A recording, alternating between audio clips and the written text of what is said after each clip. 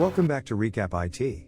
Today we are going to recap a 2011 drama thriller movie titled A Dangerous Method. When Carl Jung realizes that Freud's psychoanalysis cannot treat the psychiatric difficulties of Jung's patient, Sabine Spielrein, a schism emerges between Sigmund Freud and Carl Jung. But before we begin, please consider subscribing to this channel. Now, without wasting any further time, let's begin, shall we? Our film begins with a true incident about Sabine, a mentally ill woman who is confined by two guys inside a carriage on her trip to Bergsla Clinic. Inside the clinic, a doctor named Carl Jung meets Sabine, his new patient, to find out what's wrong with her. She tells him she's suffering from embarrassment. It makes her feel sick and she breaks out in cold sweat. Her father was constantly angry with her. As she was saying this, an image appeared in her head. Carl asked Sabine what the image was about, and she replied that it was about her father's hand, and that after he hit her, he would force her to kiss his hand. Carl is discussing Sabine's issue with his wife Emma inside Carl's home, and she says she is well educated and wants to be a doctor. Then they discuss Professor Freud's concept of psychoanalysis without providing any details on how it is carried out. Carl and Sabine go for a walk in the gardens outside the clinic, and she claims that the voices in her head have convinced her that her mother does not love her father.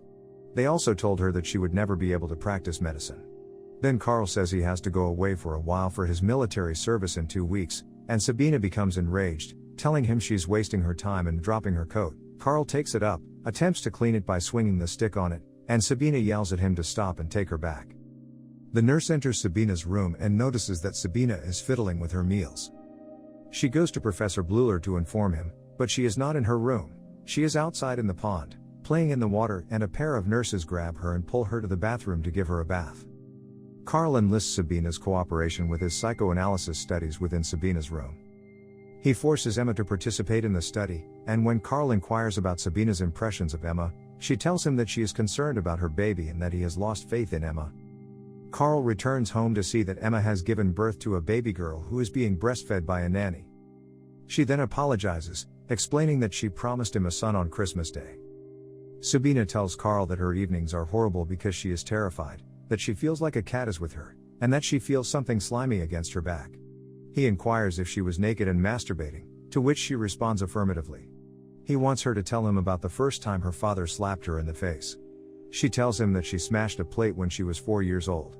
Her father was forced to tell her to go to the small room and remove her clothes. Then he would spank her. If she became afraid and wet herself during the spanking, her father would notice and spank her again. She claims she enjoys humiliation and that it delights her. Carl and his wife Emma visit Professor Sigmund Freud 2 years later, and Carl and Professor Freud discuss Sabine's treatment, how she is improving, and how she is doing well in a medical university. They also discuss their differing perspectives on psychoanalysis. Freud, on the other hand, offers Carl his own version of his dream, claiming that his ambitions have been hampered by his wife's first pregnancy. On the street, Carl and Sabine discuss Freud's philosophy and how it is better to follow his path.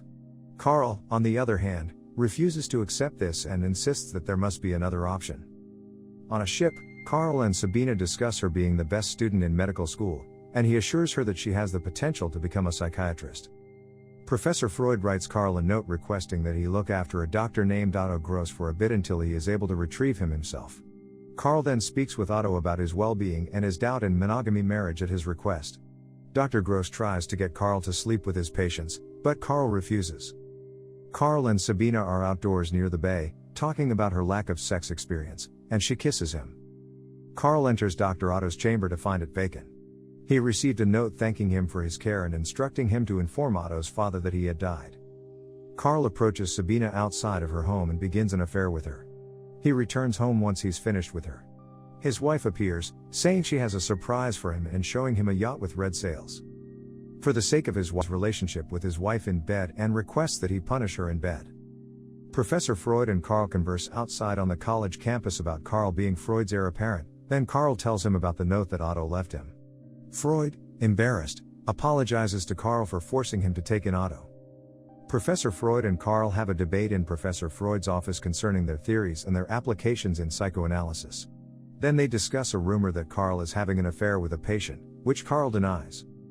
Carl tells Sabine inside her home that they must cease their affair because Professor Freud may have suspected them of having one. Sabine, who is devastated, attempts to persuade him not to leave her, but he does so anyhow, leaving Sabine in tears. Sabina goes up at Carl's office and confronts him about how he admitted to her mother that they were having an affair. Then he tells her it's not his fault because her mother had already learned about it from anonymous letters she had received. He tells her that they can only see each other in the capacity of doctor and patient. As she is overcome by wrath, she grabs a knife and slashes him across the face. She also pays the consultation fees of 20 francs before leaving. Sabina writes Professor Freud a letter about a significant issue that affects both of them. After reading it, he writes Carl a letter asking whether he knows her, and Carl replies that she was the case that brought them together. He then asks the professor to act as a go-between for them in order to avoid tragedy. The professor writes Sabina a letter in which he states that, from what he understands, she and Carl used to be excellent friends but are no longer. Whatever problem they're dealing with, they should be able to solve it without his help. While Sabina is approaching Carl's office, Carl is packing everything, and she asks him if he is leaving the hospital because of her. He responds that he was leaving anyhow, and she informs him that she has received a letter from Professor Freud, accusing him of persuading the professor that she is lying about their affair. She requests that he write Freud a letter giving him the truth. He asks if she is blackmailing him. She then tells him that she had the ability to destroy him but chose not to, and he agrees calmly to her request. The professor is have to write her a letter confirming that Carl told him everything.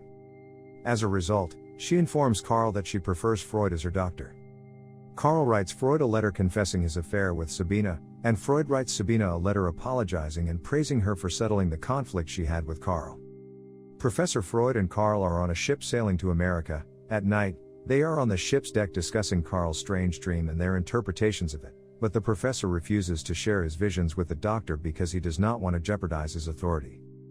After a few years, Sabina meets with Carl in his home in Switzerland to discuss her recently completed dissertation and their sexuality views. She informs him that when she graduates from university, she will leave Zurich and never return.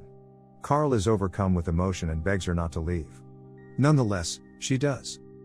Sabina has graduated as a psychiatrist and meets Professor Freud 2 years later in Vienna. They talk about psychoanalysis, and she asks if he has a disagreement with Carl, which he denies. Sabina wants the two to cohabit so that psychoanalysis can continue to advance. As Freud gains confidence in her, he asks whether she is willing to care for one or two of his patients. Carl and Freud correspond for a while before the professor chooses to stop their friendship owing to Carl's involvement with Sabina and his immoral behavior. Sabina meets Emma in Carl's house in Switzerland, and it is revealed that Sabina is married and pregnant. Emma informs her that her husband has been ill since he and Professor Freud broke up, and she wonders whether Sabina can assist him. Carl is sitting on a bench in the garden by the river when Sabina walks in and sits next to him. He discovers that she is married to a doctor named Pavel and that he is not doing well. He then responds that he has been having apocalyptic dreams, and she tells him that she and her husband wish to return to Russia.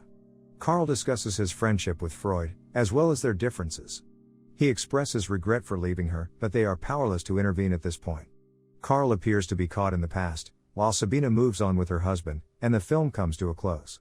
I hope you enjoyed it. As always, until next time.